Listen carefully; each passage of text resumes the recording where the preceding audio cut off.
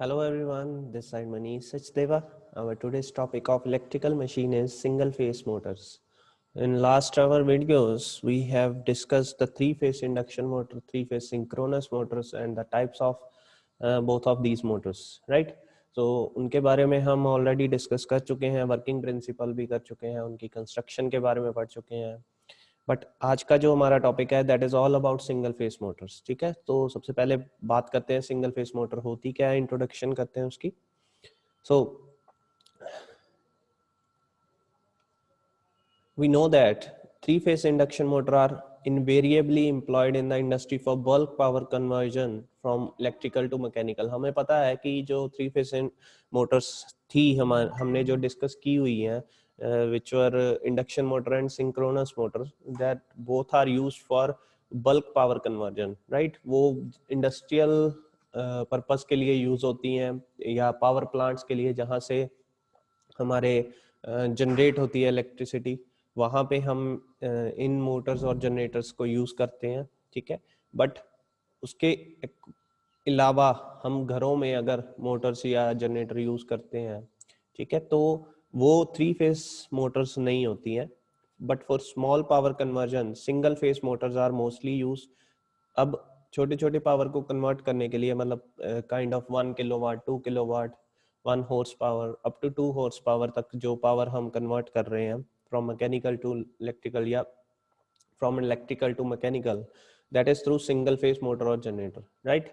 Single phase motors are mostly used for small power conversion. अभी Motors के बारे में पढ़ रहे हैं तो इसमें बेसिकली क्या है, these motors usually have output less than 1 horsepower. अब ये मोटर्स बेसिकली 1 horsepower की से भी कम आउटपुट जनरेट करती है और 1 किलोवाट एनर्जी पावर कंज्यूम करती है. ठीक है, hence these are called fractional horse power और फ्रैक्शनल किलोवाट मोटर्स. इसको हम फ्रैक्शनल हॉर्स पावर और फ्रैक्शनल किलोवाट मोटर्स भी बोलते हैं. तो अगर आपको ये क्वेश्चन एग्जाम में आता है regarding the other name of single phase motor, तो we can answer it as a fractional horse power और फ्रैक्शनल किलोवाट motors, right?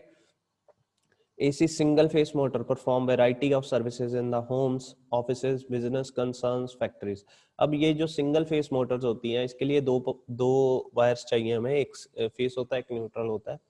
तो ये बहुत सारी जगह पे हम इसको यूज करते हैं like our homes, offices, business apartments में, फैक्ट्रीज में सिंगल फेस मोटर्स यूज हो रही हैं. ठीक है, जैसे डोमेस्टिक एप्लीकेशन में इन्होंने कुछ एग्जांपल्स दी हैं जहाँ पे ये सिंगल मोटर यूज हो रही है, single phase motor, which are refrigerators, fans, washing machines, hair dryers, mixers. These all are basically the single phase Motors. क्योंकि हमारे घरों में सिंगल फेस सप्लाई आती है तो उससे चलने वाली जो भी मोटर्स होती हैं that is known as single phase motors. और ये एसी सप्लाई से चलती है, that is why it is known as AC motors, right? Next, अब सिंगल फेस मोटर का वर्किंग प्रिंसिपल क्या है? जैसे हमने थ्री फेस मोटर्स का वर्किंग प्रिंसिपल पढ़ा था, लाइक इंडक्शन मोटर की बात करें तो उसमें बेसिकली एक रिवॉल्विंग फील्ड जनरेट होती है स्टेटर में.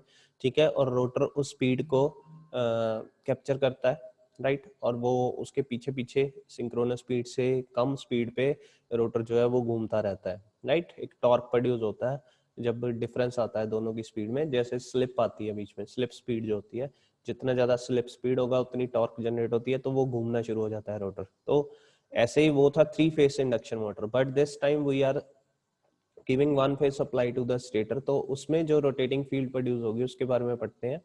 अब इसमें क्या है, consider two windings A and B so displaced that they produce magnetic field 90 degree apart in space. अब उन्होंने ये एक एग्जांपल दी है कि यहाँ पे दो हमारे पास फील्ड्स हैं, दो वाइंडिंग्स हैं, ए एंड बी नाम दिया इसको, और उसको ऐसे रखा है एक दूसरे से इस तरह अपार्ट किया हुआ है कि 90 डिग्री मैग्नेटिक फील्ड जनरेट करे एक दूसरे से, जो कि ये यहाँ पे दिया हुआ है. जो फाई ए है that is 90 degree above from the phi B. ठीक है, दो मैग्नेटिक फील्ड जनरेट हो रही है और दोनों के बीच में 90 डिग्री का डिफरेंस है, 90 डिग्री अपार्ट है एक दूसरे से. ठीक है, और maximum flux they can generate is 5 m, right? So with respect to omega t that is radians per second. अब the resultant of these two fields is a rotating magnetic field. इन दोनों मैग्नेटिक फील्ड की वजह से, जैसे ये phi m है, this is the maximum flux, maximum magnetic field they can generate. अब इसमें से दो फील्ड्स जनरेट हो रही हैं जो कि 90 डिग्री अपार्ट होगी एक दूसरे से, और उसी दो फील्ड्स के कारण एक बीच में रिजल्टेंट फील्ड बनेगी which is rotating magnetic field. ठीक है, इसको हम रोटेटिंग मैग्नेटिक फील्ड जनरेट बोलेंगे, जो कि स्टेटर में प्रोड्यूस हो रही है, और it is having a constant magnitude that is phi M.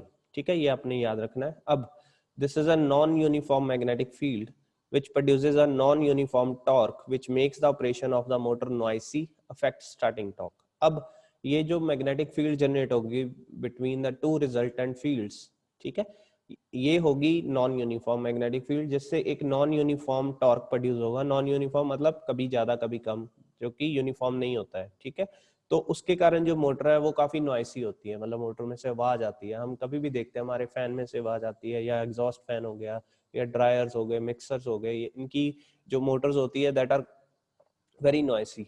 ठीक है, वो काफी आवाज आती है उनमें से, that because of this non uniform magnetic field generates in the stator, right. और ये जो है ये स्टार्टिंग टॉर्क को भी इफेक्ट करती है। ये जो नॉइस है, ये जो नॉन यूनिफॉर्म मैग्नेटिक फील्ड है, this will affect the starting torque of the motor. अब इसके बारे में और पढ़ते हैं।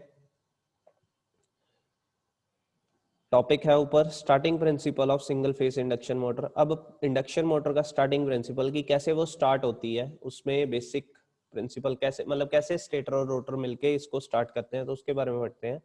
Single phase induction motor consist of a single phase winding. हमें पता है सिंगल फेस इंडक्शन मोटर में एक ही वाइंडिंग होगी, that is called a single phase winding on the stator, और ये वाइंडिंग हम देंगे स्टेटर को। सबसे पहले हमें बात याद रखनी है कि मोटर का काम क्या है। इलेक्ट्रिकल सप्लाई देंगे और मैकेनिकल सप्लाई हमें बाहर आउटपुट पे मिलेगी। तो इलेक्ट्रिकल सप्लाई किसको देंगे हम, on the stator side.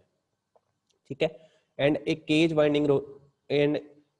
Winding on the rotor. अब इसमें एक रोटर होगा जो कि केज वाइंडिंग का बना होगा, स्क्विरल केज, जिसको जैसे हमने थ्री फेस इंडक्शन मोटर में पढ़ा था, स्क्विरल केज रोटर होता है, और एक स्प्लिट फेस बाउंड रोटर होता है। तो इसमें जो रोटर की बात कर रहे हैं that is cage winding rotor, right.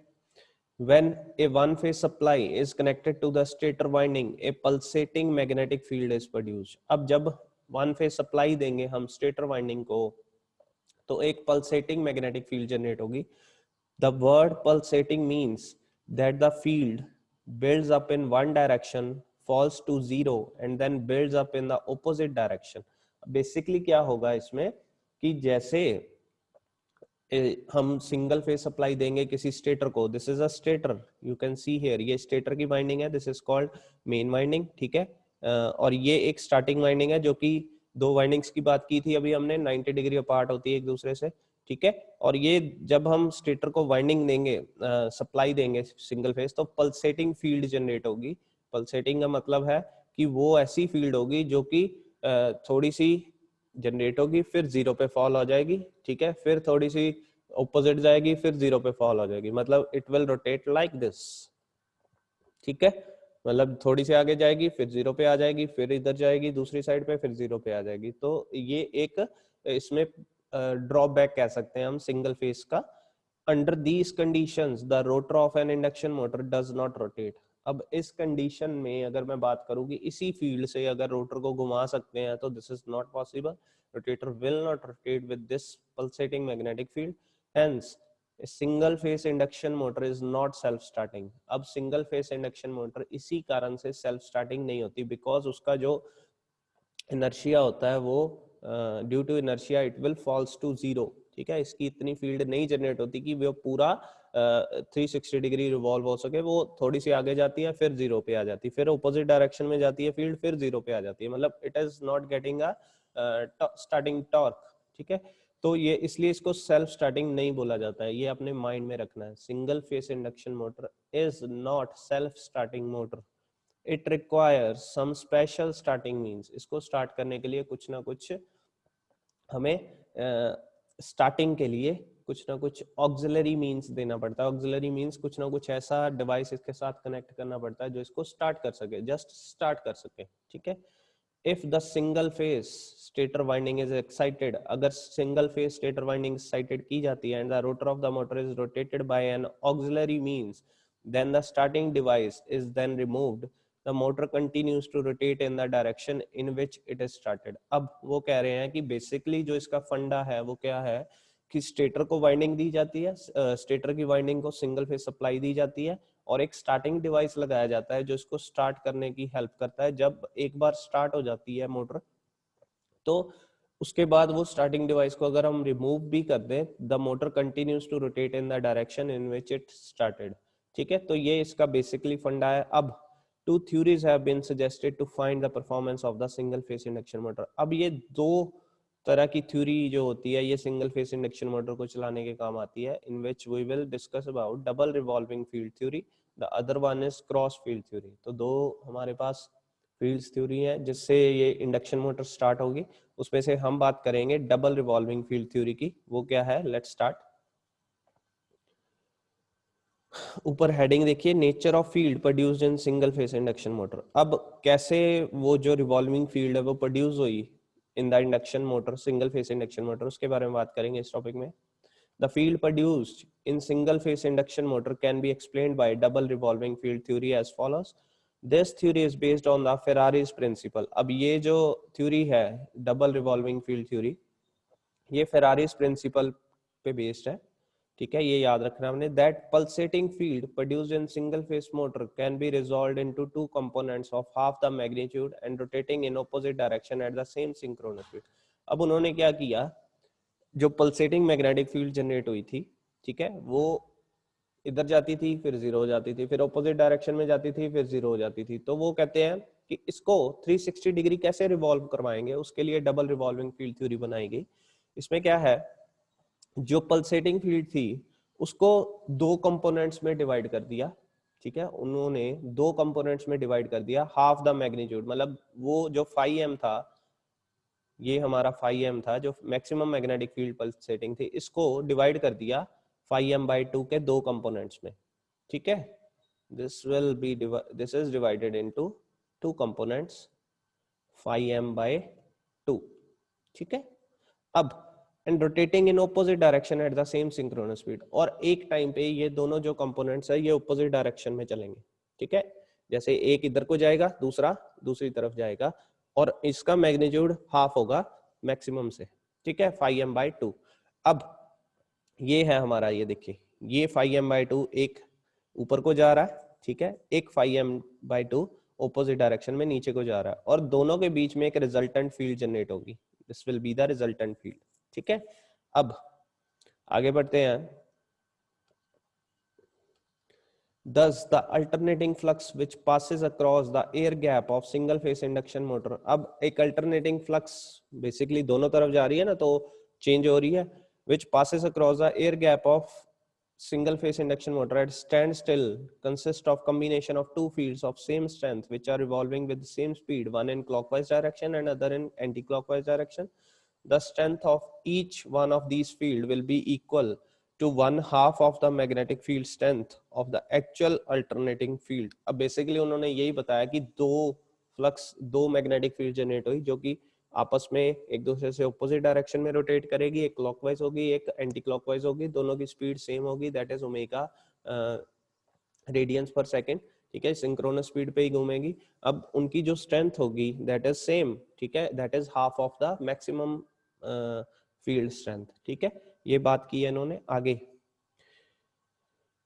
अब इससे होगा क्या वो उसके बारे में बात करेंगे। The 5m will be the pulsating field. अब टोटल फील्ड जो थी magnetic field that is 5m which has two component each of 2 magnitude 5m/2, right?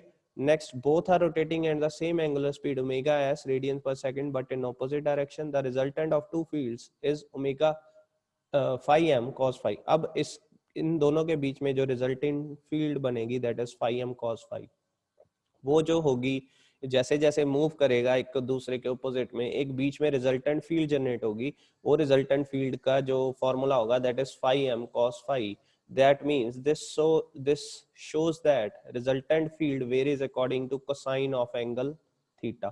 अब जो ये रिजल्टेंट फील्ड जनरेट होगी ये cosine of the angle generate होगी। That means जैसे जैसे थीटा चेंज होगा इन दोनों के बीच में जो रिजल्टेंट फील्ड होगी वो ऐसे पास करेगी कोसाइन थीटा की तरह। ठीक है। जैसे जैसे एंगल चेंज होगा, जैसे जैसे रिजल्टेंट फील्ड जनरेट होगी, according to the cosine of the angle ये फील्ड जनरेट होगी, जो कि ये एक अल्टरनेटिंग फील्ड है, ठीक है। और ये 0 से लेके 360 डिग्री तक रिवॉल्व करेंगी, ठीक है। Thus, an alternating field can be represented by two fields, each of half magnetic magnitude rotating and same angular speed omega s, but in opposite direction. अब ये जो है, this is the working principle of single phase induction motor. This is different, I know. आपको भी ये थोड़ा सा different लग रहा होगा पिछले जितने भी हमने पढ़े हैं। बेसिकली हमारा मकसद क्या है, स्टेटर में से 360 डिग्री रिवॉल्विंग फील्ड जनरेट करना।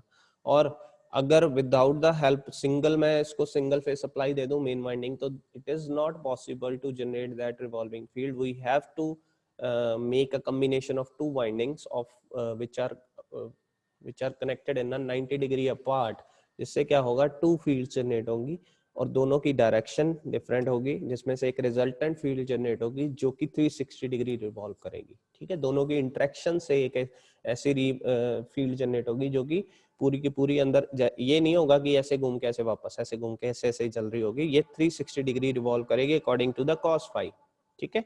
सो this will be, this is enough to start the motor, ठीक है। ये बेसिक जब रिवॉल्विंग फील्ड जनरेट होगी तो रोटर इसकी हेल्प से अपने अंदर एक और फील्ड जनरेट करेगा जो दोनों के बीच में मैग्नेटिक फील्ड जो FM एंड FR जनरेट होगी, और दोनों में जो इनलाइन आने की वो होगी, कोशिश होगी, उससे एक टॉर्क प्रोड्यूस होगा, जिससे ये रोटर जो है वो घूमना शुरू कर देगा आगे। और आपको इजी हो जाएगा इसको जब हम अकेले के लिए एग्जांपल को पढ़ेंगे, ठीक है। तो आगे चलते हैं। अब हमारा टॉपिक है types of single phase induction motor. अब सिंगल फेस इंडक्शन मोटर की टाइप्स कौन सी है, हमने अभी वर्किंग प्रिंसिपल पढ़ लिया है, ठीक है। अब कौन कौन सी टाइप्स होती है इंडक्शन मोटर की, उसके बारे में बात करते हैं। Single phase induction motor are the simple motors which operate on single phase AC in which torque is produced due to induction of electricity caused by the alternating magnetic field। अब इन्होंने simply बात की है, ये एक single phase AC motor होती है जिसमें टॉर्क तब प्रोड्यूस होगा जब दो मैग्नेटिक फील्ड जनरेट होंगी स्टेटर में, अल्टरनेटिंग मैग्नेटिक फील्ड जनरेट होगी, ठीक है, जिससे रिजल्टेंट फील्ड बनेगी जो कि 360 डिग्री रिवॉल्व करेंगी। अभी हमने पढ़ा single phase induction motor are of different types based on their starting condition and various factors. अब अभी हमने पढ़ा था कि these are not self starting motors, ये सेल्फ स्टार्टिंग नहीं होती हैं। इनको स्टार्ट करने के लिए हमें कुछ ऑक्सिलरी मींस देना पड़ता है, मतलब कुछ स्टार्टिंग टाइप्स आर देयर। तो according to these types they are classified as split phase motor. इसकी जो टाइप्स हैं वो पढ़ लीजिए। स्प्लिट फेस मोटर होगी, कैपेसिटर मोटर होगी, शेडेड पोल मोटर होगी, रिलक्टेंस स्टार्ट मोटर होगी। तो देयर आर 4 बेसिकली टाइप्स जो हमारे सिलेबस में, इसमें से जो जो होंगी मैं आपको करवाऊंगा वो। तो ये आप नोट कर लीजिए यहाँ तक कि हमारे पास types of single phase induction motor जो है वो split phase motor, capacitor motor, shaded pole motor and reluctance start motor होगी, ठीक है। तो यहाँ तक आपको अगर कोई टॉपिक नहीं समझ आया, कोई पॉइंट नहीं समझ आया, we will discuss in the comment section और in the online session. Thank you.